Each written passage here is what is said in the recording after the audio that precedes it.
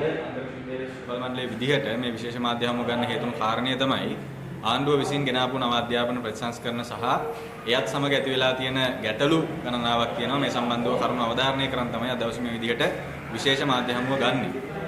මුලින්ම සඳහන් කරන්න ඕනි දැන් මේ ආණ්ඩුව විසින් ඉදිරිපත් කරපු නව අධ්‍යාපන ප්‍රතිසංස්කරණ ඉදිරිපත් කරේ 6 වසරට සහ 1 වසරට අදාළව මේ අවුරුද්දේ සිට මුලින්. හැබැයි මේ 6 වසරේ විෂය කරුණු වල තිබිච්ච දෝෂයන් විෂය කරුණු වල අන්තර්ගතයන් වල තිබිච්ච දෝෂයන් හේතුවෙන් ආපු ජනතා විරෝධයත් සමගම ආණ්ඩුවට සිද්ධ වුණා ඒ අධ්‍යාපන ප්‍රතිසංස්කරණ අකුල ගන්න. හැබැයි ආණ්ඩුව 1 වසරට අදාළ අධ්‍යාපන ප්‍රතිසංස්කරණ මේ වසරේ සිට ක්‍රියාත්මක කරනවා. 6 වසරට අදාළ අධ්‍යාපන ප්‍රතිසංස්කරණ ඊළඟ අවුරුද්දේදී ක්‍රියාත්මක කරනවා කියලා තමයි සඳහන් කරන්නේ. 1 වසරට අදාළ මොඩියුල වල 1 වසරට අදාළ විෂයන් වල තියෙන ගැටලු ඒ මොහොතේදී ඒ විදිහට අවධාරණය වුණේ නැහැ. මොකද විෂය කරුණු ප්‍රමාණයක් සැලකිය යුතු මට්ටමකින් අඩංගු වීමක් සිද්ධ වෙන්නේ නැහැ 1 වසරට අදාළව.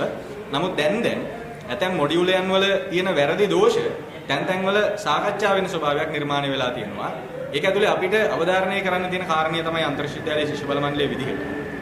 මේ වෙද්දී මේ 1 වසරට අදාළ මොඩියුල වල යම් දෝෂ ප්‍රමාණයක් හෙළිදරව් වෙලා තියෙනවා. ඒතර ඒ ඇතුලේ ප්‍රධාන වශයෙන්ම සාකච්ඡාවට ගැනෙන එකක් තමයි ඉංග්‍රීසි භාෂා මොඩියුල් එක සඳහන් වෙනවා ඉතාමත් පැහැදිලිව ආච්චි අම්මට ග්‍රෑන්ඩ් ෆාදර් කියලා සහ සීයට ග්‍රෑන්ඩ් මදර් කියලා.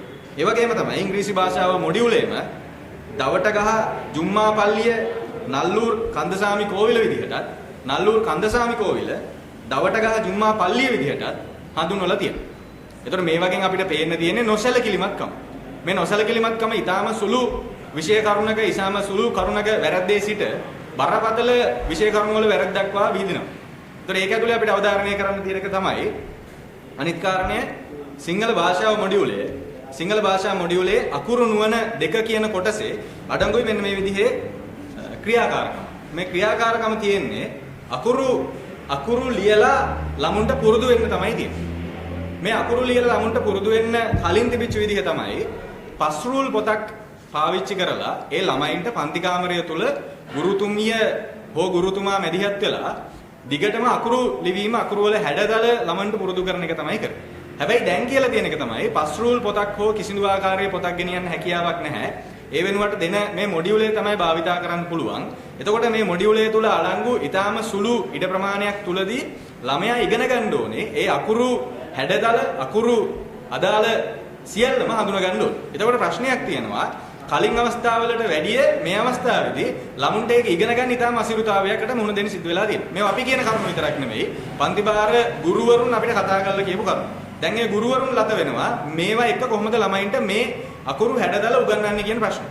ඒ වගේම තමයි අනිත් එක තමයි මේ විෂය කරුණු වල පොත්වල සඳහන් ක්‍රියාකාරකම් වලින් දරුවන් ගෙනියන්න බලාපොරොත්තු වෙන ඉලක්කයක් තියෙනවා. ගෙනියන්න බලාපොරොත්තු වෙන නිපුණතාවයක් තියෙනවා. දැන් සිංහල භාෂාව නම් සිංහල භාෂාවේ අදාළ ක්‍රියාකාරකම් සම්පූර්ණ කරාට පස්සේ ගෙනියන්න බලාපොරොත්තු වෙන නිපුණතාවයක් තියෙනවා. ඒතකොට එහෙම තමයි කලින් තිබිච්ච සිංහල භාෂාව හැදෑරීම තිබුණේ. හැබැයි දැන් මේව තුල කොහොමද කවුද පන්තිභාර ගුරුතුමාට හෝ ගුරුතුමියට ඒ විදිහේ අවබෝධයක් තියනවද මේ ක්‍රියාකාරකම අවසානයේ ළමයා ගෙනියන්න බලාපොරොත්තු වෙන මෙන්න මේ කුසලතාවයේ සතු කෙනෙක් බවට කියලා. අධ්‍යාපනයට සම්බන්ධ බලධාරීන්ට අවබෝධයක් තියනවද කියලා අපි තා පැහැදිලිව අහනවා.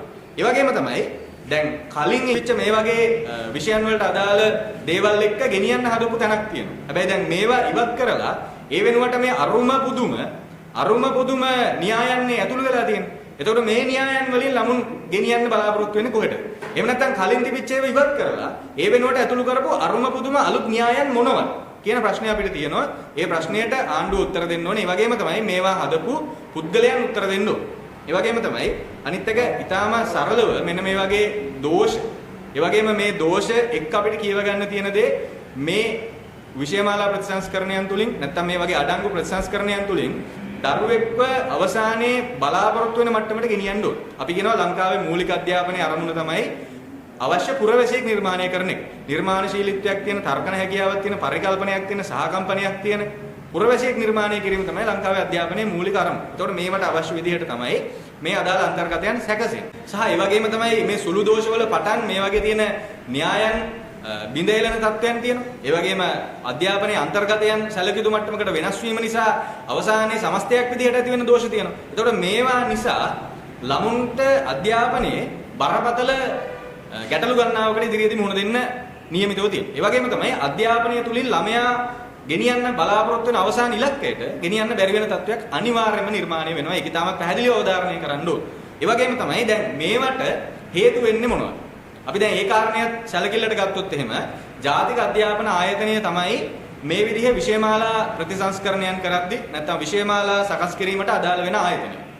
විෂයමාලා සකස් කිරීමට අදාළ ආයතනය ජාතික අධ්‍යාපන ආයතනය. ජාතික අධ්‍යාපන ආයතනයට නිලධාරීන් බඳවා ගැනීමෙන් ජ්‍යෙෂ්ඨ කතිකාචාර්යවරුන් ජ්‍යෙෂ්ඨ අධ්‍යාපනඥයින් බඳවා ගැනීමෙන් පැවති බඳවා ගැනීමේ පටිපාටිය SOR Scheme of Recruitment මෙය වෙනස් කරලා තියෙනවා. හොර රහසේ ආණ්ඩුව වෙනස් කරලා තියෙනවා. දැන් ආණ්ඩුව කලින් කියප එක තමයි මේ අපේ වැරදි නෙමෙයි මේ වෙවිලා නිලධාරීන්ගේ වැරදි කියලා. හැබැයි අපි ඔබට හෙළිදරව් කරන්නම් ආණ්ඩුව මේවට වග කියන්න ඕනේ කොහොමද කියලා. ඒක තමයි කලින් පැවතිච්ච ක්‍රමවේදයට අනුව ජාතික අධ්‍යාපන ආයතනයට මේ විෂයමාලා සකස් කරන්න අවශ්‍ය වෙන ජ්‍යෙෂ්ඨ කතිකාචාර්යවරු ජ්‍යෙෂ්ඨ අධ්‍යාපනඥයෝ බඳවගත්ත විදිහ මෙන්න මේ ආකාරයට. මුලින්ම සඳහන් කරන්නම් ඔවුන්ට පැවරිච්ච වගකීමක් තමයි මේ බඳවා ගැනීමේ පටිපාටිය ඉතාමත් පැහැදිලිව සඳහන් කරනවා ජ්‍යෙෂ්ඨ කතිකාචාර්යවරුන්ට සහ ජ්‍යෙෂ්ඨ අධ්‍යාපනඥයින්ට අදාළ විෂයට ගැළපෙන අයුරින් සාමාන්‍ය අධ්‍යාපනය සහ ගුරු අධ්‍යාපන පද්ධතියට අවශ්‍ය විෂයමාලාව සැලසුම් කිරීම සහ සංවර්ධනය කිරීම. ඒක ජ්‍යෙෂ්ඨ කතිකාචාර්යවරයෙක්ගේ නිශ්චිත කාර්යභාරය. මම ඔබට නැවතත් කියන්නම් අදාළ විෂයට ගැළපෙන අයුරින් සාමාන්‍ය අධ්‍යාපනය සහ ගුරු අධ්‍යාපන පද්ධතියට අවශ්‍ය විෂයමාලාව සැලසුම් කිරීම සහ සංවර්ධනය කිරීම ඔහුට පැවරෙන කාර්යභාරය. එතකොට ඒ විදිහේ කාර්යභාරයක් පැවරෙන පුද්ගලයෙක් කලින් අවස්ථාවකදී ඔහුට තියෙන්න ඕන සුදුසුකම් ගණනාවක් තියෙනවා. ඒ සුදුසුකම් මම ඔබට උපුරලා දක්වන්නම්. විශ්වවිද්‍යාල ප්‍රතිපාදන කොමිෂන් සභාව විසින් පිළිගත් තනතුරට අදාළ විශේෂ ශාස්ත්‍රීය පන්ති සාමාර්ථයක් සහිතව ප්‍රථම උපාධියක් ලබා තිබීම සමග අධ්‍යාපන එහෙම නැත්නම් අදාළ විශේෂ ශාස්ත්‍රයේ ඇතුළත් පශ්චාත් උපාධි ඩිප්ලෝමා පාඨමාලාවක් සහ අදාළ විශේෂ ශාස්ත්‍රයේ ඇතුළත් පශ්චාත් උපාධියක් ලබා තිබීම හෝ විශ්වවිද්‍යාල ප්‍රතිපාදන කොමිෂන් සභාව විසින් පිළිගත් පන්ති සාමාර්ථයක් සහිතව අදාළ විශේෂ ශාස්ත්‍රය ඇතුළත් අධ්‍යාපනවේදී උපාධියක් ලබා තිබීම සහ අදාළ විශේෂ ශාස්ත්‍රය ඇතුළත් පශ්චාත් උපාධියක් ලබා තිබීම සමග රජයේ රාජ්‍ය සංස්ථාවක ව්‍යවස්ථාපිත මණ්ඩලයක හෝ පිළිගත් ආයතනයක වසර 12ක ඉගැන්වීමේ පළපුරුද්දක් ලබා තිබීම අනිවාර්ය වෙනවා. ඒවා තමයි සුදුසුකම්. මේ තනතුරටපත් වෙන්න අවශ්‍ය සුදුසුකම් මෙන්න මේවා. වරහන් ඇතුළේ සඳහන් කරලා තියෙනවා මින් වසර 6ක් අධ්‍යාපන කළමනාකරණ පරිශන විෂයමාලා සංවර්ධන ශාස්ත්‍රයක විය යුතුය කියලා. හැබැයි මේ ජාතික ජන බලවේග ආණ්ඩුව මේ අවශ්‍ය සුදුසුකම් වෙනස් කරලා තියෙනවා. වෙනස් කරපු සුදුසුකම් මෙන්න මේ විදිහට තමයි වෙනස් වෙලා තියෙන්නේ. මම දැන් අවශ්‍ය වෙන සුදුසුකම් ඔබට උත්කලා දක්වන්නම්.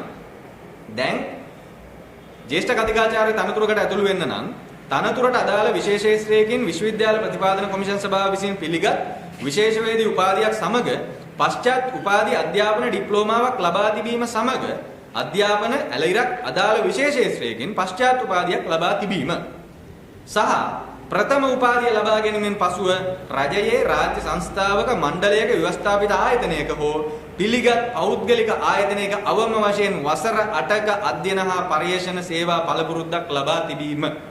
ඒ කියන්නේ කලින් අවස්ථාවේ සඳහන් කරනවා ඊටමත් පැහැදිලිව වසර 12ක ඉගැන්වීමේ පළපුරුද්දක් තියෙන්න ඕනේ කියලා.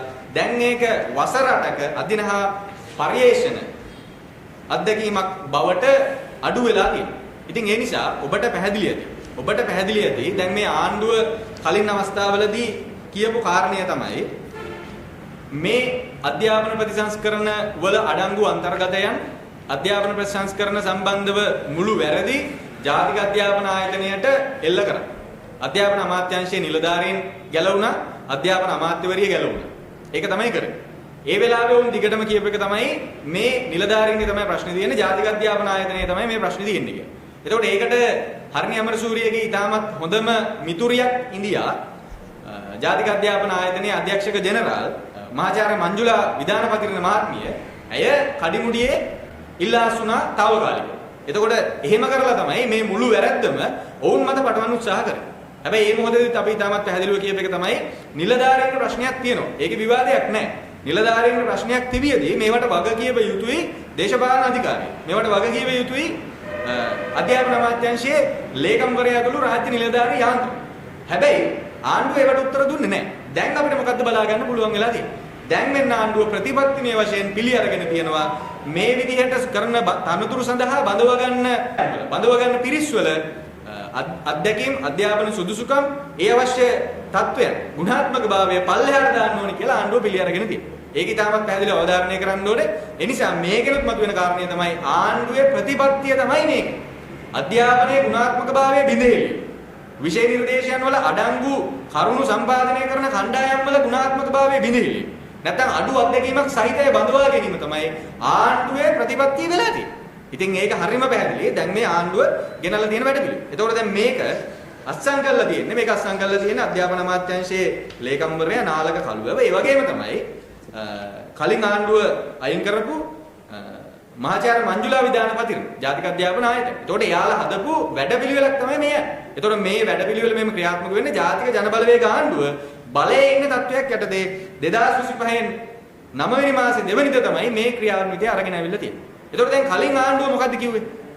කලින් ආණ්ඩුව කිව්වා අපි දැක්කා විවිධ අනපනත් වලට සහ විවිධ මේ විදිහේ බඳව ගැනීම් වලට රනිල් වික්‍රමසිංහලා හදපු ඒවා, ගෝඨාභය රාජපක්ෂලා හදපු ඒවා අපිට දැන් බලයට අවිල්ලා මේවා වෙනස් කරන්න හැකියාවක් නැහැ. දැනට පවතින නීතිය තමයි මේක. ඒ නිසා ඒ නීතිය තුලින් තමයි අපිට බඳව ගැනීම් කරන්න සිද්ධ වෙන්නේ කියලා. උදාහරණයක් විදිහට සමසෞඛ්‍ය උපාධිධාරීන් බඳව ගැනීමේ ගැටලුවේදී ඔවුන් සඳහන් කරේ හදපු පටිපාටියක් තියෙනවා. ඒ පටිපාටියට අනුව බඳවත්තර පස්සේ මේ විදිහට තමයි අපිට යන්න වෙන්නේ කියලා. හැබැයි දැන් මෙතන මොකද්ද වෙලා තියෙන්නේ? දැන් වෙලා තියෙන්නේ මේ ආණ්ඩුව තමයි ඒ විදිහේ පටිපාටියක් හදලා තියෙන්නේ. ඒ කියන්නේ කලින් විවේචනය කලින් ආණ්ඩුව හදුවා කියලා කියන්න පුළුවන්. හැබැයි දැන් මොකද්ද මේ වෙලා තියෙන්නේ? දැන් වෙලා තියෙන්නේ මේ ආණ්ඩුව තමයි මේක හදලා තියෙන්නේ. ඒ වගේම තමයි අනිත් කාරණය. දැන් ආණ්ඩුව දිගින් දිගටම පාරම්බානවා මේ අධ්‍යාපන ප්‍රතිසංස්කරණ ඇතුලේ විෂයමාලා ප්‍රතිසංස්කරණය කියන්නේ එක ශේෂ්ත්‍රයක් විතරයි කියලා. අමතරව තවත් කුළුණු 4ක් තියෙනවා. සමස්ත කුළුණු ප්‍රමාණය අධ්‍යාපන ප්‍රතිසංස්කරණ ඇතුලේ කුළුණු 5ක්. ඒ කුළුණු 5 ඇතුලේ කරන වෙනස්කම් තමයි අපි මේ ප්‍රතිසංස්කරණ කියලා අර්ථ දක්වන්නේ කියලා ආණ්ඩුව කියනවා. මේක අපි අවධාරණය කරන්න මෙන්න මේ විදිහට. දෙවෙනි කුළුණේ යටතේ තියෙනවා මානව සම්පත් සංවර්ධනය කිරීම කියලා මාතෘකාව. මානව සම්පත් සංවර්ධනය ඇතුලේ අධ්‍යාපනඥයන්ගේ සහ පරිපාලකයන්ගේ වෘත්තීය වර්ධනය සහ ධාරිතා ගොඩනැගීම. එතකොට මේ ගෙනල්ලා තියෙන බඳව ගැනීමේ පටිපාටියේ වෙනස්කම එක්ක ජාතික අධ්‍යාපන ආයතනයේට ජ්‍යෙෂ්ඨ කතිකාචාර්යවරු බඳව ගැනීමදී මේ විදිහේ වර්ධනයක්ද කරලා තියෙන නැත්නම් ඒක අඩු කිරීමක්ද කරලා තියෙන්නේ? මේකට අවිල්ල අපි කියන්නේ අර සාමාන්‍ය භාෂාවෙන් කියනවා නම් නංගි පෙන්නලා අක්ක දෙනවා කියලා තමයි අපිට මේක කියන්නේ. ඒ කියන්නේ හරි ලස්සන දෙයක් පෙන්නනවා නමුත් ඇතුලෙන් සම්පූර්ණ මජර වැඩ පිළිවෙලක් තමයි මේ ආණ්ඩුව කරගෙන යන්නේ. ඒ නිසා මෙතන බරපතල ප්‍රශ්නයක් තියෙනවා. ආණ්ඩුවේ ප්‍රතිපත්තිය තමයි මේ අධ්‍යාපනයේ ගුණාත්මකභාවය බිඳවට්ටන. දැන් ඒක ඔප්පු වෙලා තියෙනවා. ඒ නිසා අපි අවධාරණය කරලා කියනවා මේ ප්‍රශ්නයට ආණ්ඩුව නිශ්චිත උත්තරයක් දෙන්න ඕන. මේ ප්‍රශ්නයට ආණ්ඩුවට තියෙන උත්තරේ ආණ්ඩුව ප්‍රසිද්ධිය ඇවිල්ලා කියන්න ඕන. ඒ වගේම තමයි නැවතත් අපිට අවධාරණය කරන්න තියෙන්නේ මේ සමස්තය බැලුවට පස්සේ මේ අධ්‍යාපන ප්‍රතිසංස්කරණ තවදුරටත් වියවුලකට තමයි යන්න නියමිතව තියෙන්නේ. ඒ තත්ත්වයේ යටතේ අපි ආණ්ඩුවට කියනවා කරුණා කරලා මේ අධ්‍යාපන ප්‍රතිසංස්කරණ ක්‍රියාත්මක කරන එක මේ අධ්‍යාපන ප්‍රතිසංස්කරණ ක්‍රියාත්මක කරන එක නවත්තන්න. ඒ වෙනුවට ලංකාවට ගැළපෙන අධ්‍යාපන ප්‍රතිසංස්කරණ ලංකාවේ දැනට අධ්‍යාපනයේ තියෙන මූලික ගැටලු විසඳෙන අධ්‍යාපන ප්‍රතිසංස්කරණයක් අවශ්‍යයි. ප්‍රතිසංස්කරණයෙන් දැනට පවතින ක්‍රමවේදයේ පැහැදිලි ගැටලු විසඳෙන්න ඕනේ. ඒ වගේම තමයි එතනින් එහාට ඔසවා දමපු තත්වයකට යන්න ඕනේ. හැබැයි දැන් ආණ්ඩුව කරන්නේ මේ තියෙන ගැටලු තවදුරටත් තීව්‍ර වෙන, ඒ වගේම තමයි අධ්‍යාපනය කියලා මොනියම් වූ ආකාරයකට රටේ ජනතාව සමානාත්මතාවයෙන් යුතුව භුක්ති විඳපු දෙයක් තියෙනවා නම් ඒක මුළුමනින්ම ඉවත් කරලා දාන එක ස්වභාවිකව මේ යන්නේ ඒ පාරේ. ඒ නිසා අපි ආණ්ඩුවට අවධාරණය කරලා තියෙනවා මේ වැඩපිළිවෙල වහම නතර කරන්න කියලා. ඒ වගේම තමයි රටේ ආදරණීය අමතාතර කියනවා මේක නිලධාරීන්ගේ ප්‍රශ්නයක් නෙවෙයි. මේක පැහැදිලිව ආණ්ඩුවේ අමාත්‍යාංශයේ ආචාර්ය හරිනි අමරසූරිය ඇතුළු ජාතික ජන බලවේග ආණ්ඩුවේ ප්‍රශ්නයක්. ඔවුන්ගේ ප්‍රතිපත්තිය තමයි මේක. ඒ නිසා මේවට වහම උත්තරයක් දෙන්න ඕනේ කියලා.